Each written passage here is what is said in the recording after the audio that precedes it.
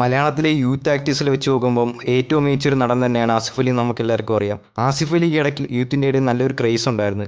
പക്ഷേ പിന്നീട് എന്തോ സംഭവിച്ചു. ഒരുപാട് നല്ല സിനിമകൾ ചെയ്തിട്ടുണ്ടെങ്കിലും അത് വേണ്ട രീതി ഹിറ്റായില്ല. അയാളെ സിനിമകൾ തിയേറ്ററിൽ കാണാൻ ആളില്ലാതെ, അത് ആസിഫ് അലി തന്നെ പല ഇൻ്റർവ്യൂവിലും തുറന്നു പറഞ്ഞിട്ടുള്ള കാര്യമാണ്. പല മാധ്യമങ്ങളും ഇയാൾക്കൊരു ബോക്സ് ഓഫീസ് പവറില്ലെന്ന് പറഞ്ഞ് കളിയാക്കിയിട്ട് വരുന്നുണ്ട്. അത്രയും മോശം ടൈമാണ് ഒട്ടുമിക്ക വർഷങ്ങളിലും ആസിഫ് അലിക്ക് സംഭവിച്ചിട്ടുള്ളത്. റീസെൻ്റായിട്ട് ആസിഫ് അലിക്ക് ഒരു ഇൻസിഡൻറ്റ് സംഭവിച്ചായിരുന്നു. അത് കുറച്ച് വിവാദമൊക്കെ ആയിരുന്നു. പക്ഷെ അപ്പോഴാണ് ആസിഫ് അലി എന്നെ മനസ്സിലാക്കുന്നത് ആൾക്കാർക്ക് ആസിഫ് അലിയുടെ ഇത്ര ഇഷ്ടമുണ്ടെന്ന്. അത് സിനിമകൾ പരാജയപ്പെടുന്നതുകൊണ്ടും തിയേറ്ററിൽ ആൾ കയറാത്തതുകൊണ്ടും ആസിഫ് അലി മനസ്സിലാക്കിയൊരു കാര്യമായിരുന്നു. പക്ഷേ ആ ഒരു പ്രശ്നം വന്നതെന്ന് വെച്ചാൽ ആസിഫ് അലി എല്ലാവരും ഇഷ്ടപ്പെടുന്നുണ്ട്, അയാളെ പിന്നെയും മനസ്സിലാക്കി. പിന്നെ കൊറോണയ്ക്ക് ശേഷവും മറ്റ് നടന്മാർ നല്ല സിനിമകൾ ചെയ്തു പോയപ്പോഴും ആസിഫ് അലിക്ക് നല്ലൊരു ഹിറ്റില്ലായിരുന്നു. ഏറ്റവും മോശം വർഷമാണെങ്കിൽ 2023 എന്ന് വേണമെങ്കിൽ പറയാം. ആ വർഷം ഇറങ്ങിയ മഹേഷ് മാരുതി, ഒറ്റ്, കാസർഗോഡ്, പിന്നെ രഞ്ജിത്ത് സിനിമ എന്ന് പറഞ്ഞ സിനിമയും തിയേറ്ററിൽ ഡിസാസ്റ്ററായ ഒരു പടങ്ങളായിരുന്നു ഇത് മൊത്തവും. ഒട്ടും ആൾക്കാർക്ക് ആ ഓഡിയൻസിനായിട്ട് കണക്റ്റ് ആയതുമില്ല, നല്ല സിനിമയും ഇല്ല, ബോക്സ് ഓഫീസിൽ ഒട്ടും നേട്ടം ഉണ്ടാക്കിയില്ല.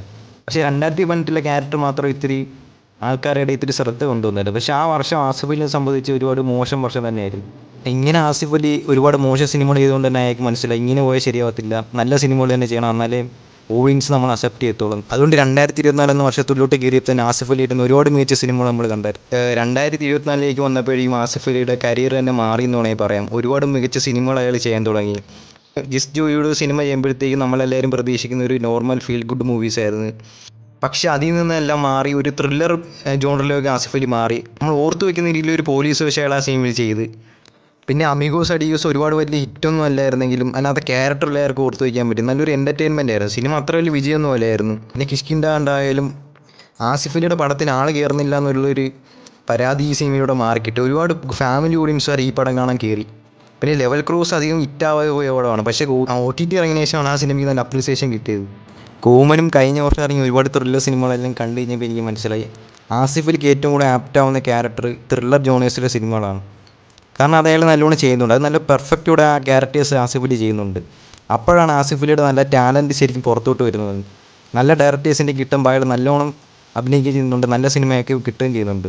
ഒരു അനാവശ്യ സ്ക്രിപ്റ്റ് കാരണമാണ് അയാളുടെ കരിയർ ഇടയ്ക്ക് ഡൗൺ ആയിട്ട് മാറിയത്. ആസിഫ് അലിയുടെ വരായിരിക്കുന്ന അപ്കമിങ് മൂവിയായ ടിക്കി ടാക്കിനെ കുറിച്ച് ആസിഫ് അലി പറഞ്ഞത് അയാളുടെ KGF എന്നൊക്കെയാണ്. പക്ഷേ അത്രയും കോൺഫിഡൻസ് ഉണ്ടെങ്കിൽ പിന്നെ ആ സിനിമ അങ്ങനെ പ്രൊമോട്ട് ചെയ്യുന്നതിന് കുഴപ്പമില്ല. കാരണം ആസിഫ് അലിക്ക് നല്ല സ്ക്രിപ്റ്റ് സെലക്ഷൻ ചെയ്യാനും അറിയാം, നല്ല സിനിമകൾ വിജയിപ്പിക്കാനും അറിയാം. പിന്നെ അത്ര നല്ലോണം ഇപ്പോൾ അയാൾ സിനിമകൾ ചെയ്തു പോകുന്നുണ്ട്.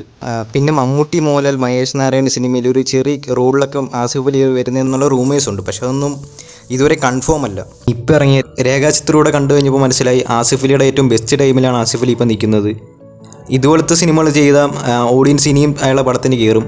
ആക്ടർ എന്ന രീതി ആസിഫ് അലിനെ എല്ലാവർക്കും ഇഷ്ടമാണ്. പക്ഷേ ചില സിനിമകൾ മോശമായതുകൊണ്ടാണ് അയാളെ സിനിമകൾക്കൊന്നും ആൾ കയറായിരുന്നത്. ഇതുപോലത്തെ സിനിമകൾ വന്നാൽ ഇനിയും ആസിഫ് അലിയുടെ പടങ്ങൾ ഇവിടെ വിജയിക്കും.